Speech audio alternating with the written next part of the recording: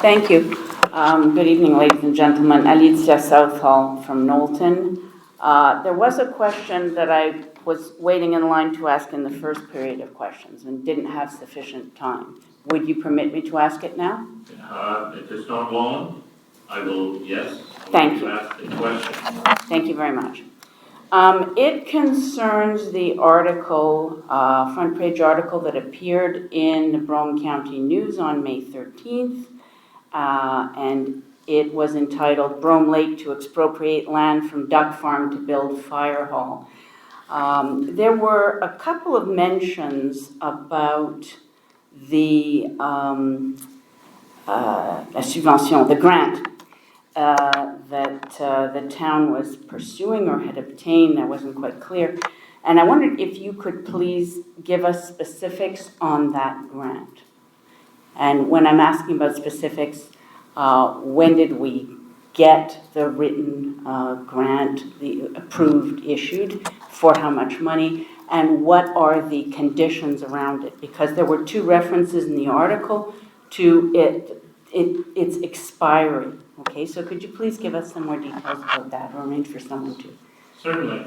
I'm sure Ed.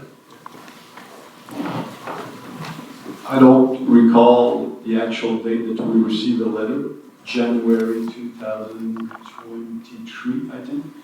We did receive a letter saying that we were chosen for a grant, but that type of grant is like, they say your dossier is chosen and you need to follow up with hordes of information. And in 2023, when we applied for a grant, there was no programs available before, so the elected officials decided to start working on plans, even though there were no grants available for a town like the town of Brome Lake that is for the criteria of the MAMASH, the Ministère des Affaires Municipales. We were considered as financially capable of building our own caserne. So, but the elected officials decided to go ahead with it, and when there's going to be a grant, we were going to be ready. So, somewhere in July, we did receive a letter, and they started to work. One day, it's the public work and the fire department starting to work on all the details that need to be given to the MAMASH. And after that, there was an issue with the land because the government changed their law concerning minor exemption on environmental issues. So we needed to find another piece of land, and that's where we are today. All we know is the percentage of a maximum amount that we could get. So we know that if the caserne will be built at $12 million, we're going to get around $4 million grant. But there's no letter specifying that to the moment. And why the delays in the articles, I don't remember specifically the article, but the delays was, when the government issue a letter concerning a grant, they put a date on it. So that's why we're saying that there's an expiring date, even though we know that sometimes the government permits us to have a prolongement, but actually, if they're saying, well, you need to get your project done for a date, so that's why we're saying that there's a date. Ok, je regrette, mais pour moi, c'est pas encore clair. Est-ce que nous sommes en train de poursuivre, d'essayer d'obtenir une subvention, ou est-ce que nous l'avons obtenue? C'est pas clair pour moi. En fait, on a une lettre du gouvernement qui nous dit qu'on a une subvention, mais comme le projet n'est pas finalisé, on n'a pas de lettre qui nous dit voici le montant de la subvention. Toutes les villes passent par le même tunnel, c'est-à-dire qu'on reçoit une lettre de présélection. You've been chosen. Ouais. And after that, on doit soumettre des dossiers au gouvernement. Et à un moment donné, il va nous dire, basé sur ce qu'on a, vous allez recevoir une subvention de 3,8, 4,2. On n'a pas cette lettre-là, mais on a été présélectionnés, comme toutes les autres villes qui étaient présélectionnées. Ben, le gouvernement nous dit que vous êtes une priorité. Okay. So what are the deadlines that we're facing? Okay. Well, I don't know the specific dates, but I think it's somewhere in February. I wish you would table your censure like Mark Belsey did, so we could get the information for you. Otherwise, you're gonna wait till the next council meeting to get the information, okay? Certainly good Because those are suggestion. dates that we can't just have all in our heads. All right, fair enough, good Now, suggestion. do you have a sous-question sur the l'ordre du jour of tonight? Actually, I just did have one small question. When we're talking about, I believe c'est le 35 000 qu'on a accordé, où est-ce qu'on a? OK. Ça, c'est les services professionnels en consultation de rémunération globale. 3.1.3.2. Quel genre de... Tu sais, vous avez comme... Conseiller Patterson avait donné un certain comme aperçu, overview, comme on dirait. Mais qu'est-ce qu'ils vont nous fournir spécifiquement? C'est quoi les paramètres du contrat? Et à quel intervalle avons-nous recours à ce genre de service? De 35 000 pour consultation, pour essayer de déguiser nos offres ou de les rendre plus alléchantes. Again. So, la dernière fois qu'on a fait ce genre d'exercice-là, c'était en 2021. Okay. C'est l'Union des municipalités du Québec qui l'avait fait pour nous. Avec le changement de l'emploi actuellement, il y a beaucoup d'organisations, municipalités ou même pas juste des municipalités qui font des révisions des structures salariales aux 2 ans.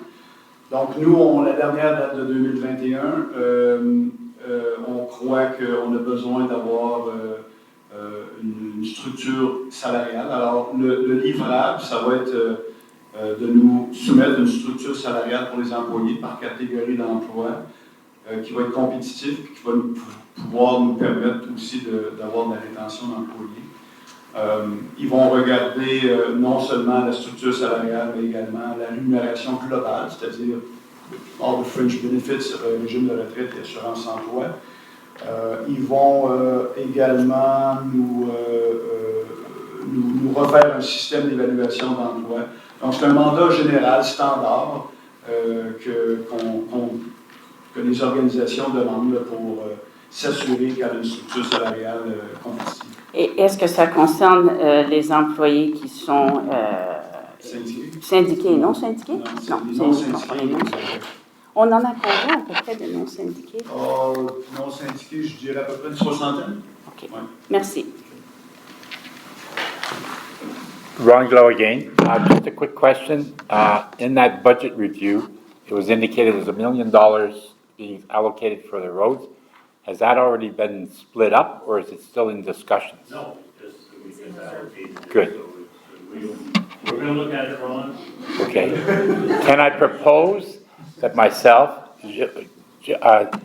neighbors in my point with engineering background, if we could meet with Robert and make a presentation to maybe use up some of those funds to begin a We project? have engineers. Excusez-moi. Yeah. We have engineers for the town that work in the town. They know how to build roads. We do it correctly. Okay. Like we said before, it's in geography and everything, but anyway, that's something to be looked at. Okay, very good. All right. Thank you. Thank you.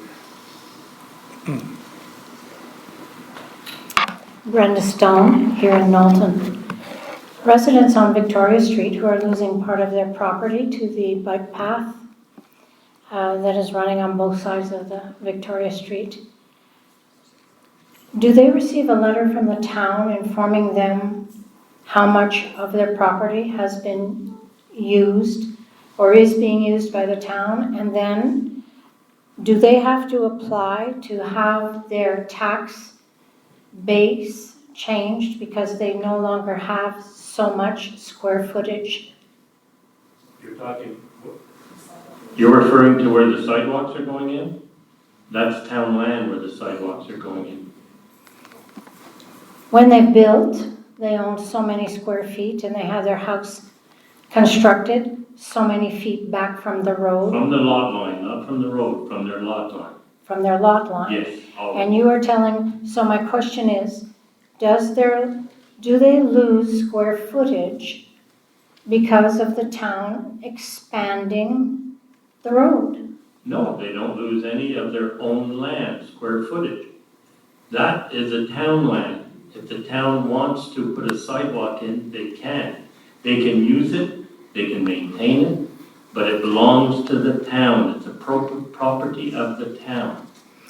Would it be possible for someone to put an announcement or a clarification into the newspaper so that a number of these citizens stop worrying because they perceive that they are going to have less square footage and they are looking to learn how to receive tax adjustments because of that? So they need some education. Maybe they do. But they must know when they build a house, they know the sidewalk was going in, that is town land.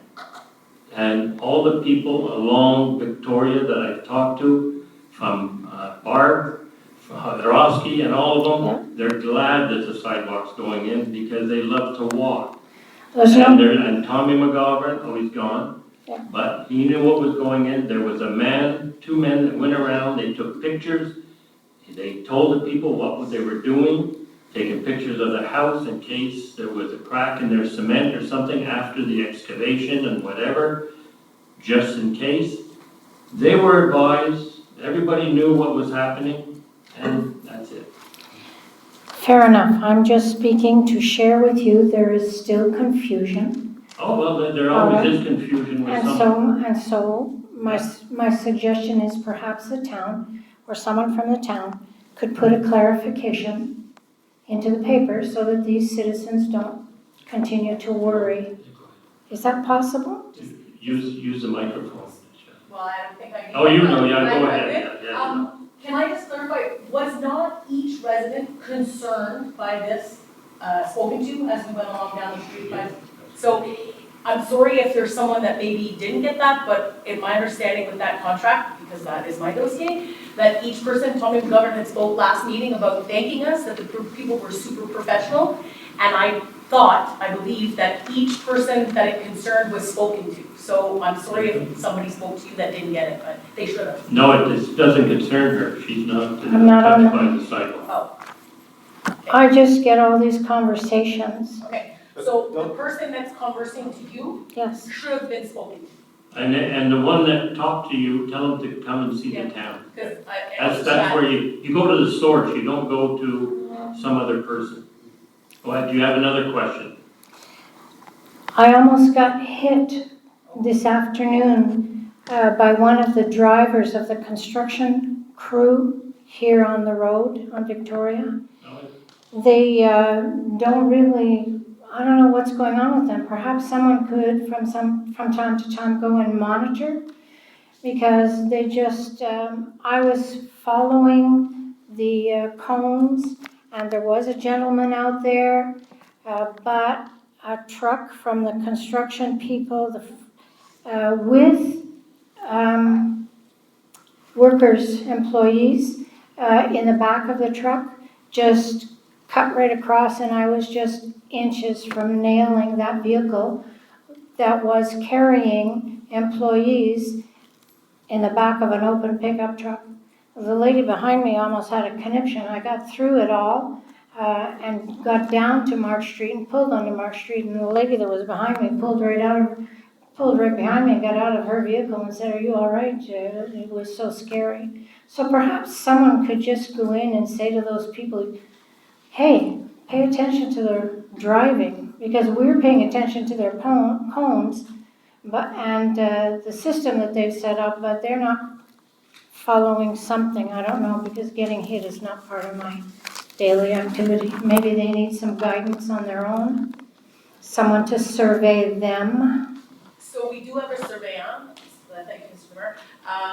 Laura Lee, who is our director of the contracts, I guess is her name. Last Friday morning, there was an issue with the lights. So immediately when I realized it going to work, messaged her, she was there immediately with her white hat on, she was fixing that. So there is someone often, if not daily, all the time on that, but it is something we can mention to them, but just so that you don't think there's no one, there is.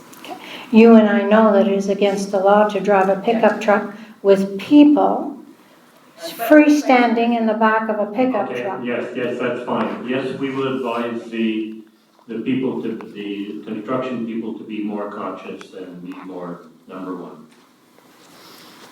Larry Ingold, Bolton. It's nice to see that we have surplus money for the roads. When are you going to fix Eugene Park? Mr. Ullard, or Shelley, you and Madame Judge, I don't. You don't know? Park as in I don't know exactly I knew the problem, as in the problems that we had in consultation for, or are you talking like the roads, or what are you specifying there? You're not aware of the problems we have he's with talking water about the all over the drainage. road? He's talking about the drainage. The drainage. Or the roads? Yeah, the drainage and the roads.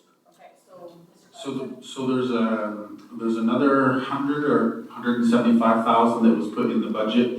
When? I don't want to, the amount is, Look, Mr. Ingold, he's answering you, let him finish the answer. There will be more work done in the fall. my second question is Victoria Street. I just want to know, are they replacing all the water pipes also? No, not all of them, no. There seems to be water pipes long enough for the whole length. Why are we replacing the water pipes? They're not replacing the water pipes. I don't know, it could be for storm sewers and stuff like that. Could be storm sewer? Nobody knows? Well, look, I'm not, Thank you. do you know? Thank you. I'm asking you why. You represent us here. I do, for the last 12 years. Thank you very much, Mr. Ingold. Could just touch on 3.1.2.1.1. That was the expenses for the Cark Terrace. And when Councillor Patterson was speaking about it, we went through those amounts, sort of the global amounts for that project is what it sounded like. Because you were talking about a $78,000 expenditure, but then you were talking about $241,000 globally, but I wasn't quite clear on that. But if you could just revisit that in English, parce que vous l'avez expliqué en français, mais si vous pouvez nous donner le détail de ce que vous avez dit en français en anglais, ça serait très apprécié. Yes, I apologize if I didn't translate it earlier. So the total project was roughly 241,500. The compte progressif, the one we paid tonight, was 78,637.08, including taxes. Of that amount, there is a 10% retenue hold that was given back, and as well as a change directive. The mandate was given, the work was done almost a year later, so we knew that there would be an extra for Génie Civil, the Civil engineering, yeah. So in the 78,637.08, there is the retenue of 10% and the 5,385.89. Okay, but you were talking about the total amount, how things broke out of that 241,000. There were like 3 items. Could you just revisit that again for a second? I don't have that information here. But you gave it earlier in French, so you must have it. No, what I just translated to you is exactly what I said in French earlier. I'm quite certain that you Unless said you something need else me- about, you said the parking lot, the bloc sanitaire, there were 3 Oh, items. excuse Yeah. me, you're correct. In the attendu, the last attendu is being affected of that is bylaw 2024-06, which had decreed an expense of 1,300,000. Of that sum, 100,000 came from the Parks and Terrain Jeu Fund for the construction to finance the bloc sanitaire and the parking on a period of a 20-year loan. That's right. Sorry, correct. Thank you. Bonsoir, Carole Lavoie. Moi, cette semaine, je suis allée à la plage avec des invités. Et également, il y avait beaucoup de gens qui faisaient du vélo. Tous nous avons passé notre temps à essuyer nos pieds parce que je pense qu'il n'y avait pas un pouce de livre. C'est devenu un dog park. Et que, s'il vous plaît, demandez à la municipalité de nettoyer le parc, parce que le terrain de la plage, il y a beaucoup d'excréments. C'était les gens qui faisaient du vélo étaient très malheureux. C'est des bernaches. Parce que je pense qu'ils ne sont pas supposés d'avoir le droit d'aller à la plage avec leurs chiens. C'est les bernaches qui font ça, madame. Non, c'est les chiens. Les chiens étaient là sur place. Madame, le conseiller Louise Morin m'a informé qu'il était nettoyé ce matin. Ah, OK, bien merci, Mme Morin. Vous avez dû le remarquer vous-même. Les cyclistes ont dû se plaindre à vous autres. Une autre remarque que je voulais faire au début, ma question était pourquoi ne pas utiliser le lieu de l'ancienne caserne l'ancienne caserne. Parce que on dit c'est parce qu'il y a de la contamination. Par contre, quand on regarde dans la contamination des terrains, depuis 2016, le terrain de la caserne a été décontaminé, donc il pourrait être utilisé parce que si on se sert de la partie dog park, puis la partie pour faire des jardins, bien ça fait qu'on a un grand territoire pour pouvoir faire la caserne à l'arrière, rénover celle d'en avant, on aurait de la place pour ça, puis ça libérerait le terrain, tous les espaces verts sur Victoria qui pourraient servir éventuellement à faire des choses commerciales et communautaires. La raison principale, c'est d'enlever le caserne qui est situé présentement au milieu, au centre-ville, puis mettre ça plus à l'extérieur du centre-ville de Côte-des-Cygnes. On ne peut pas avoir le caserne juste à côté, au centre-ville, avec le trafic, avec Côte-des-Cygnes qui est situé là. Puis si un incendie se produit là, ça cause des problèmes pour les pompiers d'arrivée ou de sortie. Alors, dans les cas que ça va être situé, exemple, sur la rue Victoria, c'est un choix idéal pour le caserne, mais pas à l'ancien garage municipal ou en arrière ou n'importe où. Bien, il serait directement, s'il y a des problèmes à Côte-des-Cygnes, il serait directement à la porte pour les secourir. La voile, si Côte-des-Cygnes passe au feu, là, probablement que 90% des pompiers ne pourraient pas se rendre à la caserne. Parce qu'il y a un périmètre très grand, parce qu'il y a des produits chimiques. Donc, l'endroit de la caserne actuellement, ce n'est pas l'endroit idéal. Tant mieux qu'il n'y ait pas eu de situation dangereuse dans le passé, mais l'endroit du terrain de la caserne actuellement, c'est pas le bon endroit pour avoir une caserne. OK. OK? Merci. Merci. L'arrêt de la séance est proposé par, appuyé par. Merci à tout le monde qui sont venus. Thank you.